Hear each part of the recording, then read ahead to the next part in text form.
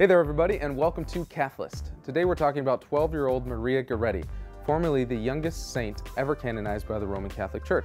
Jacinta and Francisco Marta stole the title when they were canonized. They, of course, are famous because of Our Lady of Fatima. Anyway, Maria was born on October 16th in 1890 and died a tragic death on July 6th, 1902, hence her feast day, July 6th.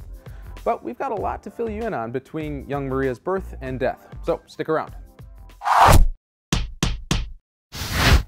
Maria was born in Coronaldo, Italy, a beautiful medieval village about 12 miles east of the Adriatic Sea and 165 miles northeast of Rome. Her parents were the couple Luigi and Princess Peach. I mean, Assunta Goretti.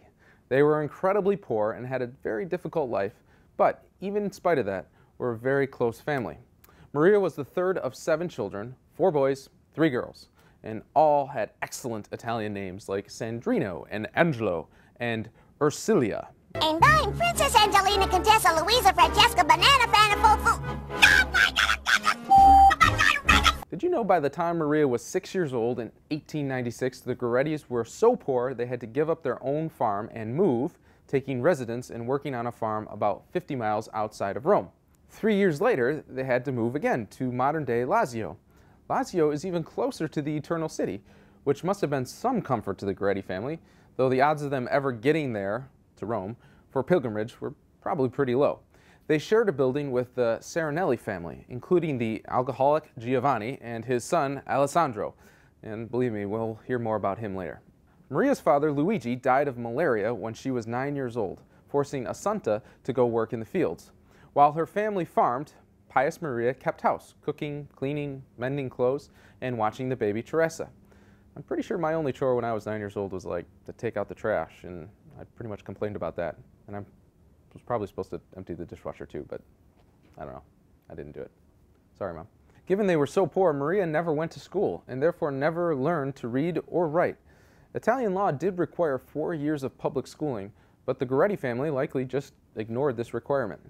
Alessandro, I told you we'd get to him, soon became infatuated with Maria and attempted to seduce her on multiple occasions, but she refused.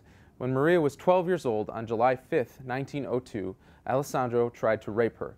She resisted, telling him that it would be a mortal sin for him to do so and that he would go to hell. This only infuriated Alessandro, who began to choke Maria and stabbed her 14 times. 14 times. However, there's more than a few silver linings in the story, so please, just stay with us for a minute here.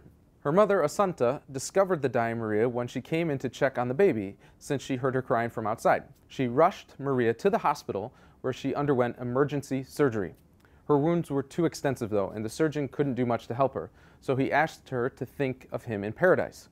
To that she replied, smiling, "Well, who knows which of us is going to be there first?"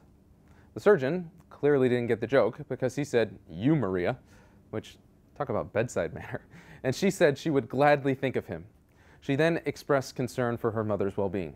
The next day, after what I imagine was a terrible night of agonizing pain, remember 14 wounds, 14 stabbings, she forgave Alessandro and wished to see him in paradise, and then she died. Alessandro was captured soon after he attacked Maria and was sentenced to life in prison. His sentence was subsequently dropped to 30 years for a few reasons, not the least of which was Assunta's petition for the courts to have mercy. The courts also considered the fact that Alessandro was a minor, grew up poor with a neglectful and alcoholic father, and apparently a psychotic mother who tried to drown him as a baby, then went on to die in an insane asylum. Jeez, talk about home life. Alessandro, however, remained hard-hearted and unrepentant for 3 years, until the local Monsignor Giovanni Blandini visited him in jail. Hey, the great Blandini, I saw his magic show when I was 5. Anyway, Alessandro wrote a thank you letter to the Monsignor, which leads us to the next point. And here, behold, silver lining number 1. Maria appeared to Alessandro in a dream, which Alessandro described in a letter. She gave him a bouquet of lilies, which burned immediately in his hands. He awoke a changed man and then repented. Silver lining number 2. When he was released 27 years later, Maria's mother, Assunta, visited him on Christmas evening, where he begged for forgiveness. She forgave him also. How amazing is that?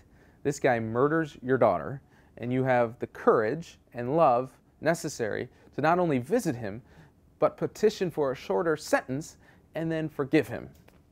Wowza. Maria was beatified by Pope Pius XII at St. Peter's Basilica on April 27, 1947. 3 years later, on June 24, 1950, she was canonized, and you'll never guess who was there in the crowd. I don't know, maybe you will.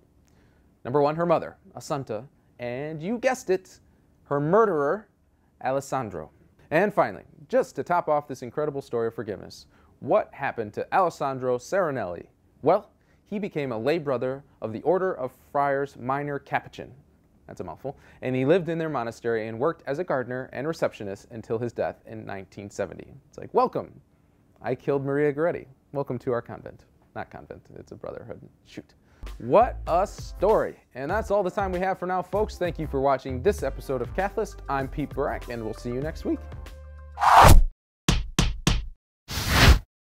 Just recently, Jacinta and Francisco Marta stole the title. Remember, they're from Fatima.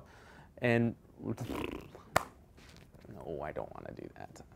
It sounds like you're going a little too fast. Okay. Maria appeared to Alessandro in a dream, where Alessandro described in the letter. She gave him a bouquet of... Sorry, I just couldn't help it.